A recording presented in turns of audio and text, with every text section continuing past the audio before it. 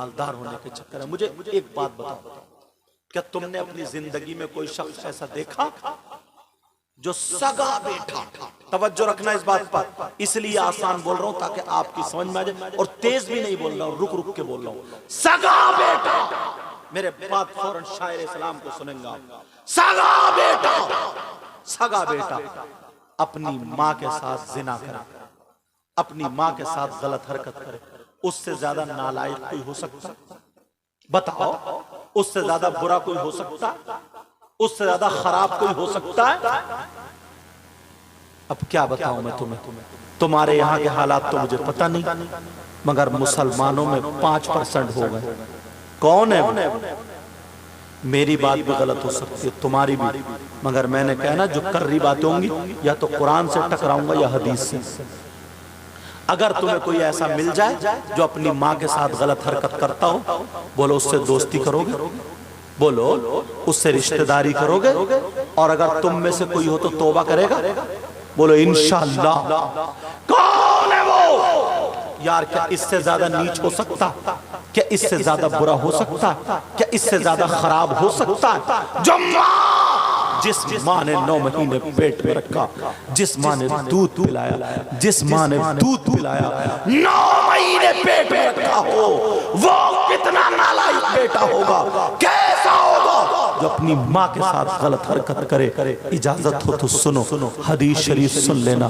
मेरे नबी फरमाते हैं, तुमने नाम सुना होगा सूद और ब्याज का, कितने लोग अब कारोबार करने लगे। इधर पूरनपुर की साइड में तो ज्यादा चलता है, इसलिए ये हदीस मैंने सुनाई, क्योंकि ये इलाका भी मिलता जुलता है, मगर अल्लाह का फजल है शायद यहाँ पे ना कोई ऐसा हो। मगर सुनो, सूद और ब्याज, जो लोग दिल्ली जाते हैं कमाने, 500,000 रुपए कमाते हैं और रिक्शा चलाते हैं, टेम्पो चलाते हैं, जैकेटें बनाते हैं, सारे काम करते हैं, और फिर उसके बाद सट्टा लगाते हैं, उसके बाद जुआ खेलते हैं। लेकिन सुनो, सूद और ब्याज का नाम सुना होगा तुमने, सूद और ब्याज, कितने लोग कारोबार कर रहे हैं। एक चीज और, कमेटी पड़ती है, कमेटी, 10 लोग इकट्ठे हुए 10,000 रुपए करके, तुमने 1 लाख रुपए जमा कर लिए, और फिर वो 90,000 में उठा रहे हो, वो 85,000 में उठा रहे हो, वो 95,000 में उठा रहे हो। बोलो उठाते हो नहीं उठाते? कर लो, करते नहीं करते ऐसा? ऐसे हालात सूद और ब्याज का जो भी कारोबार करता है, ये चैनल के जरिए दूर तक बात जाएगी। सूद और ब्याज का कारोबार करने वालों, नबी फरमाते हैं सूद और ब्याज का जो गुनाह है, इस पूरे गुनाह के 70 टुकड़े हैं, 70 हिस्से हैं। एक हदीस में 73 का जिक्र आता है। मिसाल के तौर पर इस कोने से लेकर के इस कोने तक अगर 70 टुकड़े रखे हो, सबसे बड़ा वाला इधर हो, फिर छोटा वाला, फिर छोटा वाला, फिर छोटा वाला, फिर छोटा वाला, फिर छोटा वाला। अब जरा सुनो, सबसे छोटे वाले का गुनाह, नबी फरमाते हैं सूद और ब्याज का गुनाह सबसे छोटे वाले टुकड़े का गुनाह, और पाप ऐसा है जैसे सगे बेटे का माँ के साथ जिना। बोलो या अल्लाह हमारी तौबा। अल अमान अल हफीज, अल अमान अल हफीज। तुम्हारे यहाँ से जब ये पैगाम जाएगा चैनल के जरिए, और अगर कोई अगर ऐसा हो प्यारो, मैं मुझे नाम का पता नहीं, और अल्लाह ना करे कोई यहाँ पे हो, अगर कोई ऐसा हो तो तौबा कर लेना। तुम्हारे रिश्तेदारों में हो तो ये बात पहुँचा देना।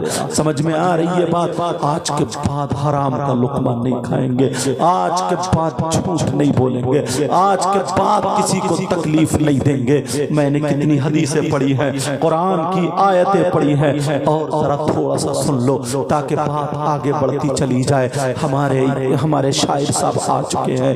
एक चीज और उठाऊंगा, एक चीज और लूंगा। हजरत एक मजार शरीफ पे मैं गया, अल्लाह अल्लाह, आंखों में आंसू आ गए। उर्स पाक था, तकरीर थी हमारी, बहुत बड़े पाए के बुजुर्ग, बहुत बड़े अल्लाह के वली, जहां पर लोगों की तमन्नाएं पूरी, आरज़ुएं पूरी, मन्नतें पूरी हुआ करती थी। मगर मैं जब हाजिरी के मैंने सोचा चलो फातिहा पढ़ लूं, वहां का जो मुजाबिर देखा मैंने, इस हाल में देखा, काले कपड़े पहने हुए था, अंगूठियां थी, कई एक तरीके के बाल लंबे लंबे थे उसके, और वो पता नहीं गांजा पी रहा था, पता नहीं सुल्फे में क्या रखे हुए था, वो नशे वाली चीज पी करके अल्लाह समझ, और जब कश लगाता था पी करके, जब वो धुआं छोड़ता था उस धुएं पे फूंक मारता था और कहता था हक अली हक अली हक अली।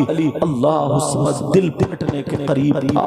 बताइए मौला कायनात हजरत अली का कहाँ नाम लिया जा रहा है, और लोग समझ रहे हैं कि ये आशिक अहले बैत है, लोग समझ रहे हैं कि ये आशिक आले रसूल है, लोग समझ रहे हैं ये आशिक मौला कायनात है, लोग समझ रहे हैं कि ये नबी के घर वालों से मोहब्बत करता है। मुझे बताओ क्या नशे वाली चीज पी करके, और जब वो मार रहा था धुआं गांजा पी करके, और उस धुआं पे उड़ा रहा था फूंक से और कह रहा था हक अली हक अली हक अली। अल्लाह मेरी तौबा है, लेकिन सुनो, तुमने दूसरा सिफारा सूरह बकर कुरान की आयत है, वयसअलूनका अनिल खम्रि वल मैसिर कुल फीहिमा इस्मुल कबीर। अपने घर जाकर के देख लेना, अपने घर पे पहुंच जाकर के इस कुरान शरीफ की आयत खोलना और इसके शान नुज़ूल में आला हजरत का तर्जमा उठाना। इसके शान नुज़ूल में हजरत अली का एक छोटा सा वाक़या लिखा है। जब तुम्हें पता चलेगा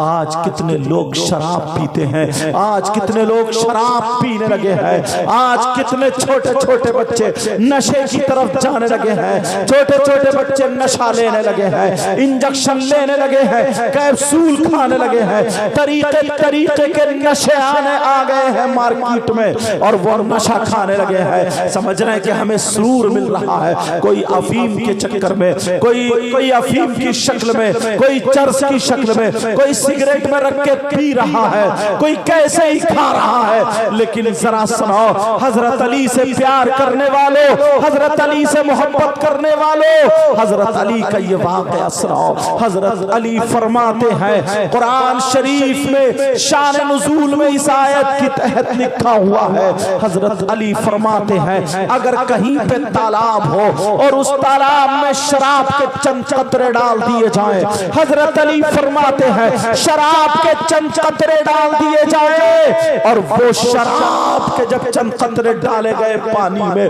वो पानी अब जमीन में खुशक हो जाए और उस जमीन पे घास जम आए, उस जमीन पे घास उग आए।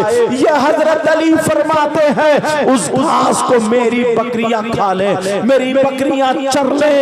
मौलाए कायनात हजरत अली फरमाते हैं उस बकरी अली वो फरमाते हैं मैं वो हूं कि उस बकरी का दूध भी नहीं पीऊंगा जो वो घास खाएगी, मैं अपनी बकरियों का दूध भी नहीं पीऊंगा जो वो घास चरेगी। अब मुझे बताओ, शराब पानी में है, पानी जमीन में है, जमीन में घास जम के आई और घास बकरियों के पेट में है और वो दूध दे रही है। हजरत अली फरमाते हैं जरा तकवा देखो, और आज ये गुंडे हजरत अली का नाम ले ले करके शराब पर, नशे पर ढोल बजा बजा करके कैसे मौलाए कायनात ये इमाम हसन हुसैन का नाम ले रहे। लोगों इनसे बच के रहना, इनसे बच के रहना, अपने बच्चों को नशे से बचाना, अपने बच्चों को खुराफात से बचाना। ये जो जलसा तुम्हारे लिए होता है ये मजा लेने के लिए नहीं होता है, ये इसीलिए होता है ताकि तुम कामयाब हो जाओ, ये इसीलिए होता है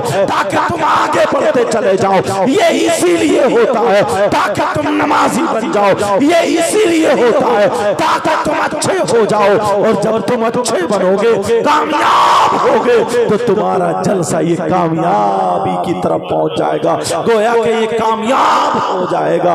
आज के बाद कोई शराब नहीं पीनी है, आज के बाद जुआ नहीं खेलना है, आज के बाद सट्टा नहीं खेलना है, आज के बाद किसी की बहन बेटी को नहीं तकना है, आज के बाद किसी की गीबत नहीं करना है, आज के बाद चुगली नहीं करना है, आज के बाद झूठ नहीं बोलना है।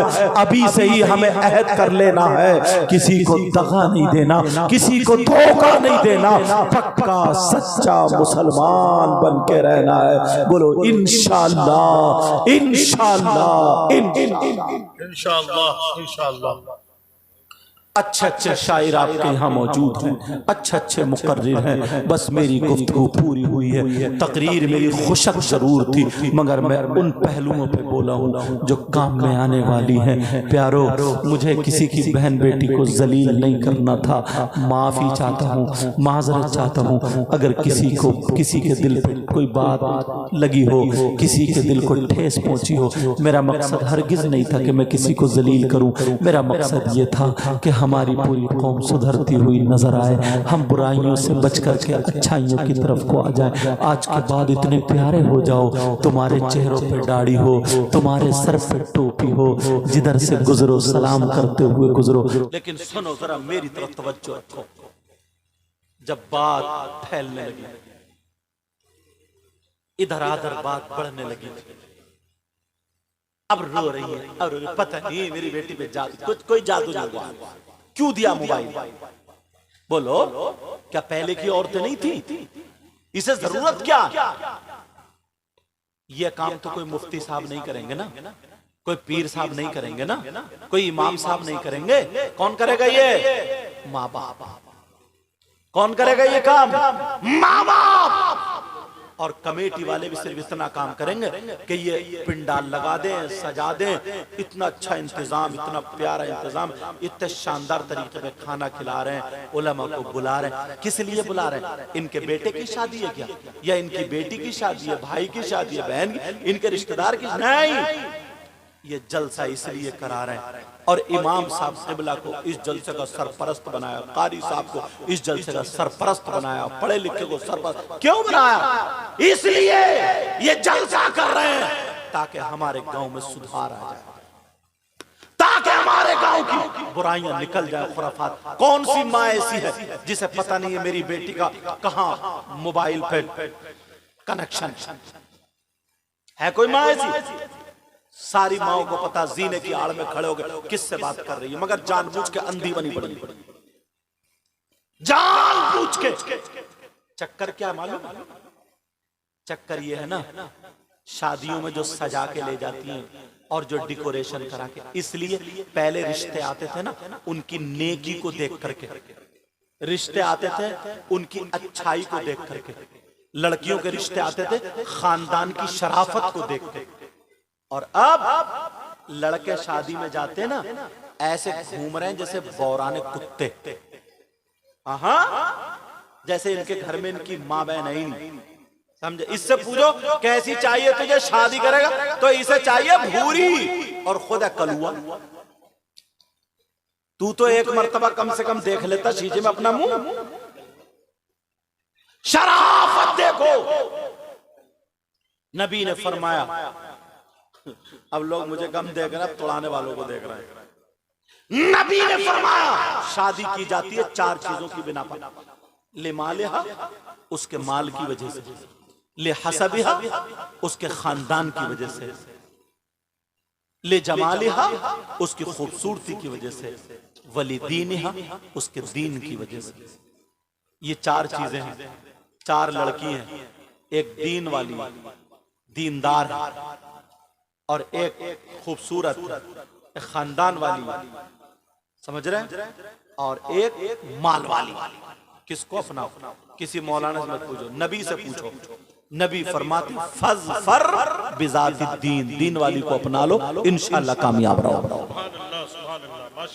लेकिन कहाँ पहले जो थे ना, माँ बाप रिश्ता करते थे, ढूंढते थे, छानते थे, फटकते थे, इसकी नानी कहाँ की है, इनकी दादी कहाँ की है, इनके अब्बा कहाँ के हैं, इनकी बहनों की कहाँ कहाँ शादी हुई है, रिश्ते पूरी हफ्तों में डिटेल निकालते थे, महीनों तक ये डिटेल निकाल। अब तो कोई मतलब ही नहीं, बेकार से बेकार खटारा, मुंह पे पेंटिंग डेंटिंग करी, लाली लगाई, इसको 2 SMS लिख दिए, ये मरा फिर रहा उसी के पीछे, घूमा फिर रहा उसी। अब अब्बास अम्मा के पाँव दा, अम्मा मैं शादी करूंगा उसी से कर। वो कह रहे नहीं बेटा, तेरे मतलब की नहीं है, खानदान अच्छा नहीं है उसके घर पे, और भी 2-4 आदमी आते जिन्हें कहता है, अब चूहे मारने की दवा लिए फिर रहा, कह रहे खाऊंगा और मर जाओ।